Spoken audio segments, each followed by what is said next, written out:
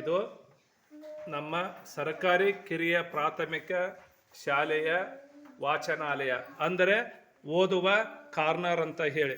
ಮಕ್ಕಳೇ, ನೀವು ವಾರಕ್ಕೆ ಒಂದು ಪುಸ್ತಕವನ್ನು, ವಾಚನಾಲಯದ ಪುಸ್ತಕವನ್ನು ತೆಗೆದುಕೊಂಡು ಹೋಗಬೇಕು. ತಮಗೆ ಕೊಟ್ಟಿರ್ತಕ್ಕಂಥ ರಿಜಿಸ್ಟರ್ನಲ್ಲಿ ಮುಖ್ಯಮಂತ್ರಿ ಆದವರು ಏನು ಮಾಡಬೇಕು, ಅವರ ಹೆಸರನ್ನು ಬರೆದು ಅವರಿಗೆ ಕೊಟ್ಟ ಪುಸ್ತಕವನ್ನು ಬರೆದು ದಿನಾಂಕವನ್ನು ನಮೂದಿಸಬೇಕು. ನೀವು ರಜಾ ದಿನಗಳಲ್ಲಿ, ಅದರ ಶನಿವಾರ ಭಾನುವಾರ ಬಿಡುವಿನ ವೇಳೆಯಲ್ಲಿ ನೀವು ಅವುಗಳನ್ನು ಓದಬೇಕು. ಓದಿ ಮತ್ತೆ ಅವು ಪುಸ್ತಕಗಳನ್ನು ಏನು ಮಾಡಬೇಕು, ವಾಪಸ್ ಅವ್ರಿಗೆ ಕೊಟ್ಟು ಸಹಿ ಮಾಡಬೇಕು. ನಂತರ ಬೇರೆ ಪುಸ್ತಕವನ್ನು ತೆಗೆದುಕೊಂಡು ಹೋಗಬೇಕು. ಇವುಗಳನ್ನು ಓದುವುದರಿಂದ ನಿಮ್ಮ ಜ್ಞಾನಾರ್ಜನೆ, ಓದುವ ಹವ್ಯಾಸ ಹೆಚ್ಚಾಗುತ್ತದೆ.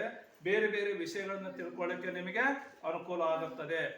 ಇದು ನಮ್ಮ ಈ ಒಂದು ವಾಚನಾಲಯದಲ್ಲಿ ಕತೆ, ಕವನ, ವಚನಗಳ ಮತ್ತು ಬೇರೆ ಬೇರೆ ಭಕ್ತಿಗೀತೆ, ಭಾವಗೀತೆ ಪುಸ್ತಕಗಳು, ನಿಮಗೆ ಚಿಕ್ಕ ಚಿಕ್ಕ ಪುಸ್ತಕಗಳು ಓದಲಿಕ್ಕೆ ಸಿಗ್ತದವು.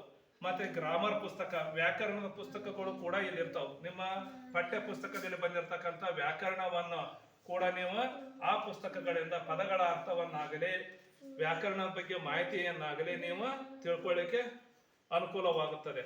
ಆದ್ದರಿಂದ ತಾವು ವಾಚನಾಲಯದ ಪುಸ್ತಕಗಳನ್ನು ಎಲ್ಲರೂ ಏನು ಮಾಡಬೇಕು, ತೆಗೆದುಕೊಂಡು ಹೋಗ್ಬೇಕು. ಹರಿಯದಂತೆ ಅವುಗಳನ್ನ ಜೋಪಾನವಾಗಿ ಇಟ್ಕೋಬೇಕು. ಮನೆಯಲ್ಲಿ ನೀವು ನಿಮ್ಮ ಅಣ್ಣ ತಮ್ಮಂದಿರು, ಅಕ್ಕ ತಂಗಿಯರಿಂದ ನಿಮಗೆ ಏನಾದರೂ ಗೊತ್ತಾಗಲಿಲ್ಲ ಅಂದ್ರೆ ಅವುಗಳ ಬಗ್ಗೆ ಹೇಳಿಸ್ಕೋಬೇಕು. ಇಬ್ಬರು ನಾನು ಓದ್ತೇನೆ ಮನೆಗೆ ಒಯ್ದ ಮೇಲೆ ಜಗಳವಾಡಿ ಪುಸ್ತಕಗಳನ್ನು ಹರಿಯಬಾರ್ದು. ಪುಸ್ತಕಗಳು ಸರಸ್ವತಿ ಅಂತ ಕರಿತೇವೆ ನಾವು. ವಾಚನದಲ್ಲಿ ಯಾವ್ಯಾವ ಪುಸ್ತಕದವ ಅನ್ನೋದು ಗೊತ್ತಾಗ್ತ ನಿಮಗೆ? ಯಾವ್ಯಾವ ಪುಸ್ತಕದವ?